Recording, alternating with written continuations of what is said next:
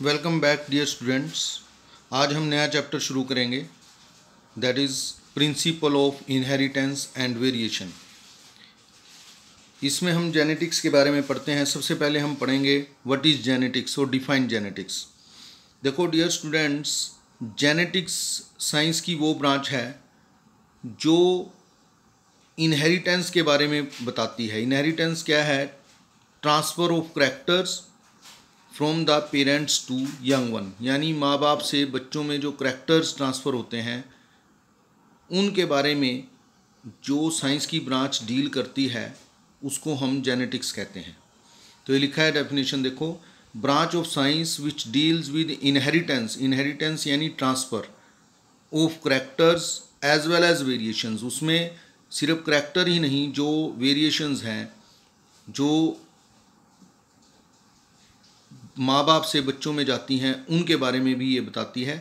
यानी inheritance of characters as well as variations of characters from the parents to offspring is called genetics. यानी ये science की वो branch है जो करैक्टर और वेरिएशन की ट्रांसफ़र को पढ़ के बारे में बताती है भी कैसे पेरेंट्स से बच्चों में करैक्टर जाते हैं।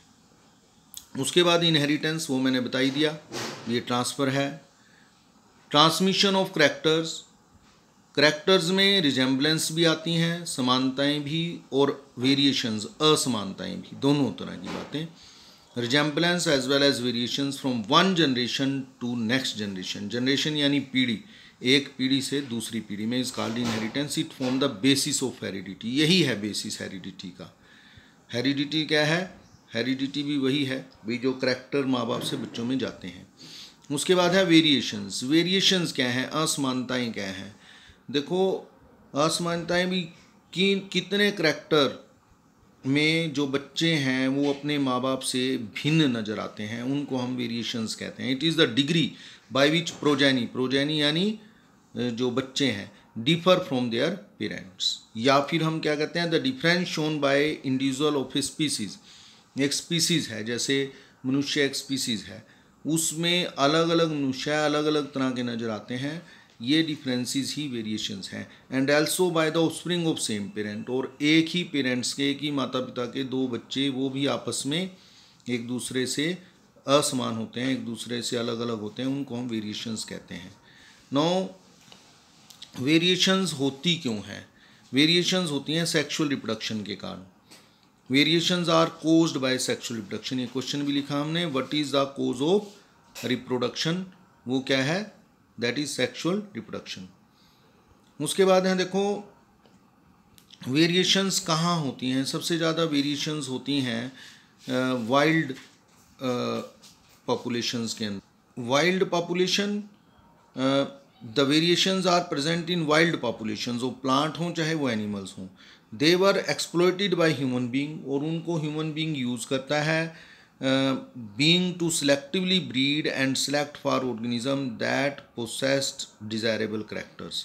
यानी ब्रीड करने के लिए, ब्रीड यानी नए ऑर्गेनिज्म पैदा करने के लिए, और बढ़िया करैक्टर्स को चुनने के लिए।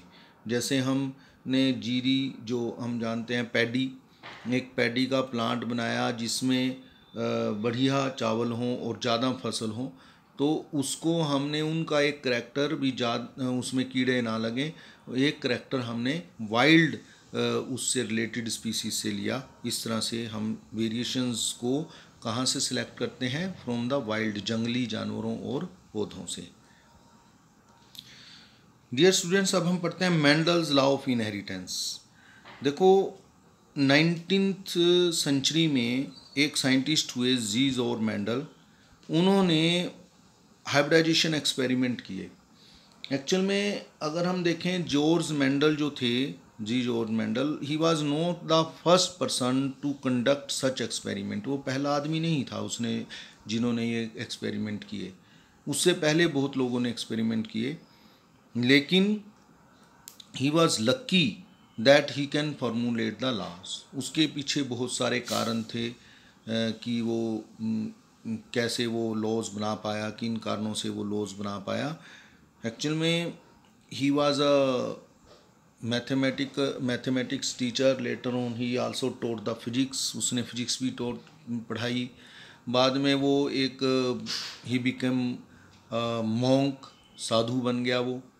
अगस्टिनियन मोनेस्ट्री में उसने रहना शुरू किया। बाद में वो वहाँ पर अबर्टून का संतों का जैसे हेड होते हैं वो बन गया अगस्टिनियन मोनेस्ट्री में। वहीं पर उसने एक्सपेरिमेंट किए गार्डन पी प्लांट के ऊपर। ये क्वेश्चन पूछा जाता है डियर स्टूडेंट्स, लिख लो आप ये question. Name the plants on which Mendel did experiment. दोबारा से बोल रहा हूँ, name the plants on which Mendel did experiment. उसका आंसर ये है, देखो गार्डन पी और पाइसम सेटाइवम, ये दोनों नाम याद करने हैं हम। पाइसम सेटाइवम, जब हम लिखते हैं इसको, पाइसम को अलग से अंडरलाइन करना है, सेटाइवम को अलग से अंडरलाइन करना है। ये जो बायनोमियल नोमेनक्लेचर है उसके रूल में आता है कि हम ये जीनस नेम है, ये स्पेसिफिक नेम है, इनको अलग अलग से अंडरलाइन करते हैं। तो पी प्लांट या पाइसम सेटाइवम तक के ऊपर उसने 7 साल काम किया। ये भी पूछा जाता है, how many years he did work, he did experiment. Mendel ने कितने साल काम किया, एक्सपेरिमेंट किए? 7 साल। 1856 से लेकर 1856 to 1863। He was luckily the first to formulate clear cut laws of heredity. वो इसमें लकी था कि वो ये लॉज बना पाया। ही पब्लिश्ड हिज फाइंडिंग इन 1866। उसने अपनी जो फाइंडिंग थी, जो अपनी रिसर्च थी, उसको कब पब्लिश किया, कब उसने छपवाया किताब के अंदर, और कौन सी किताब थी? Annual proceeding of natural history society of burn. ये भी याद करना है। Name the that is journal बोलते हैं इसको, जर्नल, किस जर्नल में उसने अपनी फाइंडिंग को पब्लिश किया? Annual proceedings of natural history society of Brunn in 1866। His law form the basis of genetics and Mendel is called father of genetics. तो ये भी क्वेश्चन है, who is called father of genetics. तो तुमने ये लिखना है question, who is called father of genetics. Mendel is called father of genetics. तो इस देखो, इस पैराग्राफ में 3-4 क्वेश्चन हैं, 5। पहला है name the plant on which Mendel did work, garden pea और pisum sativum. For how many years he did work? 7 years, 1856 to 1863. And when he published his finding in 1866, in which book or journal he published his finding? Annual Proceeding of Natural History Society of Bern, and name the father of genetics, that is Mendel. तो dear students, ये तुमने सब याद करने, ये 5 question हैं, एक एक नंबर के आते हैं। Now we come to next. Mendel's work was not appreciated by the biologist at that time. उसको लोगों ने अप्रिशिएट नहीं किया। एक्चुअल में तो मेंडल के जीते जी उसको किसी ने पूछा ही नहीं, क्योंकि उसके कुछ कारण थे। वो तुम्हारे सिलेबस में नहीं है, लेकिन मैं उसको बताना चाहता हूँ, मैंने लिखे भी हैं। तुम्हें लिखने की इसकी ज़रूरत नहीं है, पढ़ लेना एक बार। मेंडल 1884 में उसकी डेथ हो गई, और उस विदाउट नोइंग, उसको ये पता ही नहीं चला कि उसने इतना बड़ा काम कर दिया है। ये तो 1900 के अंदर, 1900 में, there were 3 scientist whose name were Carl Correns, Hugo de Vries and T Tschermak. ये 3 साइंटिस्ट थे जिन्होंने उनकी फाइंडिंग को दोबारा से ट्राई किया, देखा और एक्सपेरिमेंट किए। उन्होंने कहा कि ये तो बहुत बड़ा काम कर गया मेंडल, और ये क्रेडिट भी उन्हीं को जाता है कि उन्होंने इस काम को दोबारा से मेंडल का नाम दिया। क्यों अप्रिशिएट नहीं किया लोगों ने उस समय मेंडल को, वो हम पढ़ते हैं। देखो, his work was ahead of time. उसका जो उसने काम किया वो टाइम से बहुत पहले था। वो एक फैक्टर की बात करता था बाद में, जिसको जीन कहा गया। यानी ये कह लो कि मेंडल ने जीन की बात की, जबकि उस समय तक तो क्रोमोसोम के बारे भी नहीं पता था, और जीन तो क्रोमोसोम के ऊपर यानी उसके अंदर होते हैं। तो वो जीन की बात कर रहा था, लोगों को क्रोमोसोम का नहीं पता था। तो अहेड ऑफ टाइम, बहुत जल्दी था। He published his finding in obscure journal. जो उसकी फाइंडिंग, जिस बुक में उसने अपनी फाइंडिंग को पब्लिश किया, जिसका नाम मैंने बताया था तुम्हें, annual proceeding of natural history society of burn, वो जो बुक थी, जर्नल था, वो बहुत बढ़िया नहीं था। उसको अच्छे साइंटिस्ट पढ़ते नहीं थे। He himself was not sure of his finding. फिर उसको भी इतना विश्वास नहीं था, वो जब बात करता था आत्मविश्वास की कमी थी, वो मतलब श्योर नहीं था कि उसकी फाइंडिंग ठीक है।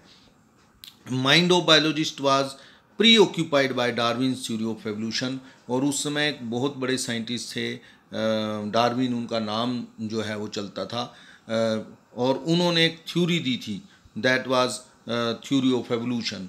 साइंटिस्ट उसके ऊपर बड़ी भारी चर्चा कर रहे थे, उसमें ही उलझे हुए थे, जबकि मेंडल ने डार्विन से भी बड़ा काम किया ये जो रिसर्च करके, जो उसकी फाइंडिंग्स थी।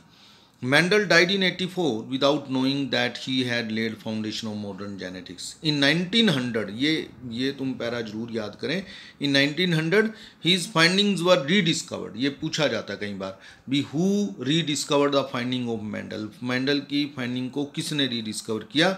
That was Carl Cohns of Holland, Hugo de Vries of German and Erich von Tischermack of Austria. These scientists deserve all the credit for naming them after Mendel. इन्हीं को एक क्रेडिट जाता है कि उन्होंने उस फाइंडिंग को मेंडल का नाम दिया। तो इतना ही हम आज करेंगे। Thank you.